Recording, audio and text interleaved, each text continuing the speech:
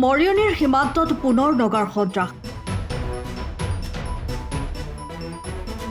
মৰিয়নিৰ মগ্ৰৈ বিঅপিৰ সমীপত কাষতে থকা পানীখেতি নগাৰ সৈন্যলৈ গুলী।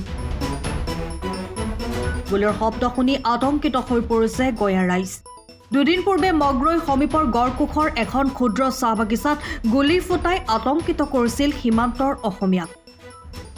ঘটনাস্থলীত উপস্থিত মৰিয়নি আৰু ডেবেৰাপাৰৰ আৰক্ষীৰ চকীদল। জনাইছো এই মুহূৰ্তৰ গুৰুত্বপূৰ্ণ খবৰ। মৰিয়নিৰ সীমান্তত পুনৰ নগাৰ সন্ত্ৰাস। মৰিয়নিৰ মগ্ৰৈ বিঅপিৰ সমীপত কাষতে থকা পানীখেতি নগাৰ শূন্যলৈ গুলী। গুলীৰ শব্দ শুনি এতিয়া আতংকিত হৈ পৰিছে গঞা ৰাইজ। দুদিন পূৰ্বে মগ্ৰৈ সমীপৰ গড়কোখৰ এখন ক্ষুদ্ৰ চাহ বাগিচাত গুলী ফুটাই আতংকিত কৰিছিল সীমান্তৰ অসমীয়াক।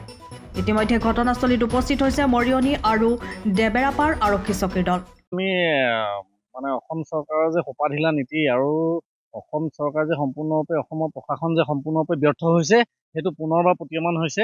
এই অসম নাগালেণ্ড সীমান্তবাসী আমাৰ নকছাৰী যি মগ্ৰৈ বিঅপিত আজি কিছু সময় আগতে যি নগাই গুলী ফুটাই তাণ্ডৱ সৃষ্টি কৰিছে, তাক আমি প্ৰথমে সংগ্ৰামী যুৱ ছাত্ৰ পৰিষদ অসমে আমি ধিক্কাৰ দিছোঁ আৰু আমি চৰকাৰ প্ৰশাসনক আমি দাবী জনাইছোঁ যে অতি শীঘ্ৰে ইয়াৰ এটা ব্যৱস্থা গ্ৰহণ কৰক। অন্যথা কিন্তু অনাগত সময়ত কিন্তু ইয়াৰ বিৰুদ্ধে কঠোৰ গণতান্ত্ৰিক আন্দোলনৰ মুখামুখি হ'বলৈ চৰকাৰ বাধ্য থাকক।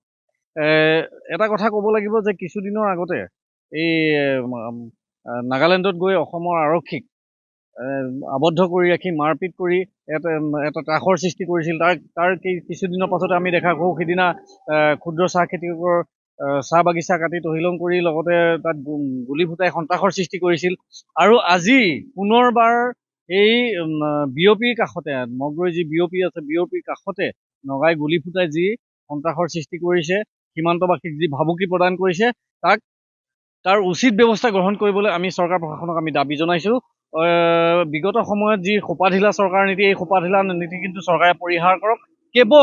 কেৱল নিজৰ খিলঞ্জীয়া থলুৱাসকলৰ ওপৰত তেওঁলোকে যি দাদাগিৰি টাইপৰ যি এটা ব্যৱস্থা কৰে অসম পুলিচে, তাৰ পৰিৱৰ্তে এই যি সীমান্তত যি নগাই আহি যি আমাৰ অসমীয়াক থলুৱাসকলক খিলঞ্জীয়াসকলক দাবী ধমকি দি আছে, আজি গুলী ফুটাই সন্ত্ৰাসৰ সৃষ্টি কৰিছে, তাৰ বিৰুদ্ধে কঠোৰ ব্যৱস্থা গ্ৰহণ কৰিবলৈ আমি দাবী জনাইছোঁ। Bureau' report, time of Assam. সময়ৰ খবৰ সময়ত পাবলৈ ফ'ল' কৰক টাইম অফ আছাম।